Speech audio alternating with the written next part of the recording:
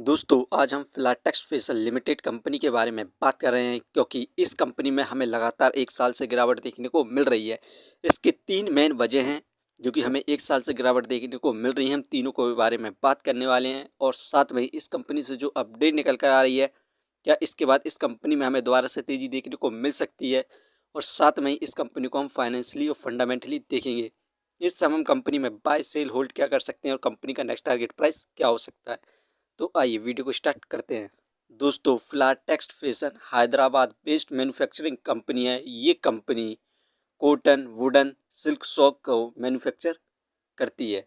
इस कंपनी का share price अभी 30 पैसे चल रहा है। आज के दिन इस कंपनी में हमें 0% के रिटर्न्स देखने को मिल रहे हैं। वहीं पर 6 महीने में इस कंपनी में हमें ज़बरदस्त गिरावट देखने को मिली 55.22% की। कंपनी का शेयर प्राइस 6 महीने पहले 67 पैसे था। इस कंपनी का सपोर्टिंग रेसिस्टेंस 26 पैसे है। इस लेवल पर न्यू इन्वेस्टर और शेयर होल्डर्स बाय कर सकते हैं। दोस्तों यहाँ पर इस कंपनी में जो अभी फ़िलहाल में गिरावट देखने को मिल रही है उसको देखें तो यहाँ पर यूएस और भारत के बीच में जो डील होनी थी, अभी दोनों के बीच में बातचीत बंद है, क्योंकि यहाँ पर यूएस ने भारत को कहा था कि वो रूस से क्रूड ऑयल ना खरीदे।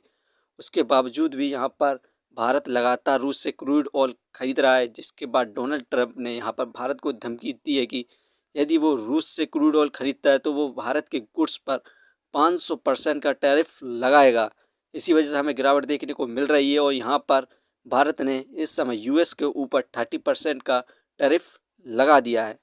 इस कंपनी का हम सेकंड मेन रीज़न देखें, मेन गिरावट का, तो यहाँ पर आप देख सकते हैं सितंबर में प्रमोटर्स होल्डिंग इस कंपनी पर 24.70% थी और फॉरेन इंस्टीट्यूशनल इन्वेस्टर इस कंपनी में सितंबर में 0.46% थे।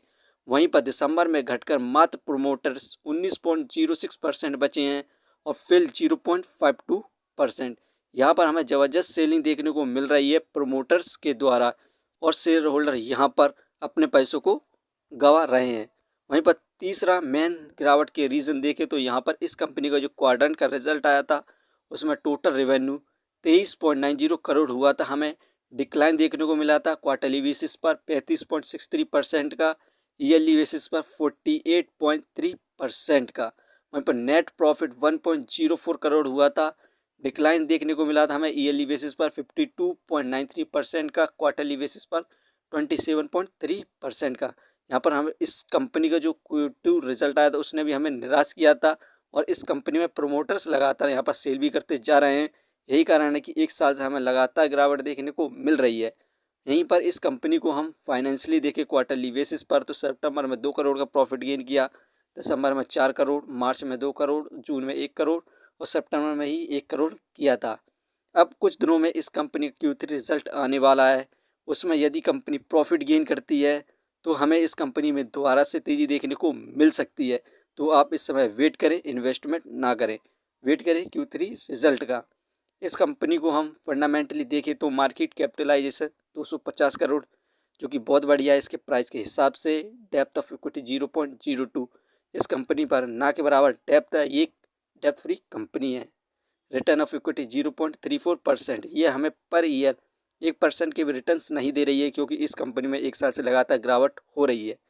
अर्निंग पर शेयर 0.01, ठीक है। डिविडेंड दे नहीं रही है। बुक वैल्यू 2.78, ये शेयर इस समय बुक वैल्यू से बहुत ज़्यादा सस्ते दामों पर मिल रहा है। Face value 1।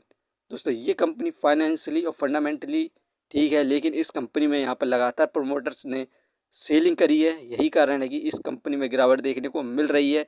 यदि इस कंपनी में प्रोमोटर्स और फिर दोबारा से अपनी इन्वेस्टिंग को बढ़ाते हैं तो हमें दोबारा से तेज़ी देखने को मिल सकती है। आप वेट करें Q3 रिजल्ट का। दोस्तों ये वीडियो सिर्फ एजुकेशन पर्पज़ के लिए थी। यदि आप किसी भी कंपनी या स्टॉक्स पर इन्वेस्ट करते हैं तो एक बार अपने फाइनेंशियर्स और एक्सपर्ट की सलाह ज़रूर लें। कभी भी लोन लेकर इन्वेस्टमेंट ना करें, वरना आप भारी मुसीबत में पड़ सकते हैं। कंपनी के बारे में जानकारी सही लगी हो तो अपने चैनल को सब्सक्राइब करें, जिसका नाम है स्टॉक एनालिसिस। धन्यवाद।